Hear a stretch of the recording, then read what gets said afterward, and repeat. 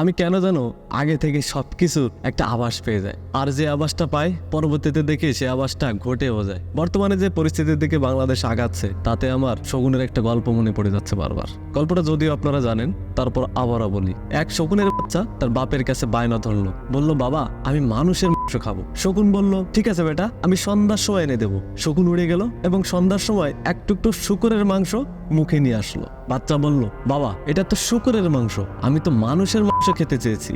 বাপ বলল, অপেক্ষা কর বাবা। শকুন এবার আবার উড়ে গেল, সে এবার মুখে গরুর এক টুকটো মাংস নিয়ে আসলো। বাচ্চা আবারও বলল, বাবা আমি তো গরুর মাংস খাইতে চাইনি, আমি তো মানুষের মাংস খেতে চেয়েছি।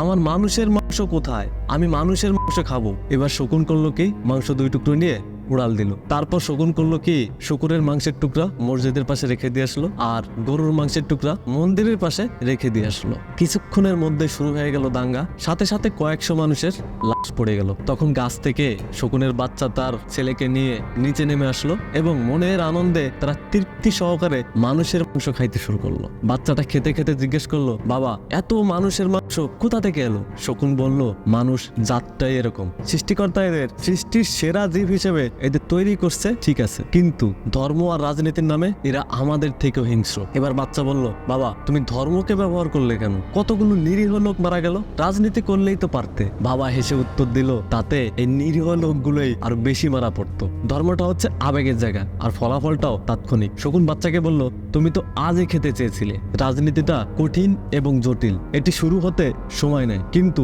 একবার শুরু হলে তারা ধ্বংস হওয়া না পর্যন্ত তারা থামে না। বাচ্চা বলল, বাবা তোমার দেখি অনেক বুদ্ধি। শকুন বলল, আরে ধরো, এটা তো আমি মানুষের কাছ থেকে শিখেছি। এদের একটা অংশ যখন অনিষ্ট করার চেষ্টায় ব্যর্থ হয় তখন এরা সহজ রাস্তা হিসেবে ধর্মকে ব্যবহার করে, নয়তো রাজনীতিকে ব্যবহার করে। এই গল্পটা বলার কারণ হচ্ছে চারিদিকে যে পরিমাণে ধর্ম নিয়ে বাড়াবাড়ির গন্ধ পাচ্ছি, তাতে এই গল্পটা কেননা বাস্তব রূপ না নিয়ে নেয়। সবাইকে সতর্ক করার জন্য গল্পটা আবার বলা, সবাইকে মনে করিয়ে দেওয়া আসলে ধর্ম নিয়ে বাড়াবাড়ি করা ঠিক না। আমরা যে যার ধর্ম পালন করব, যার যার ধর্ম অনুযায়ী। সকলে ভালো থাকবেন।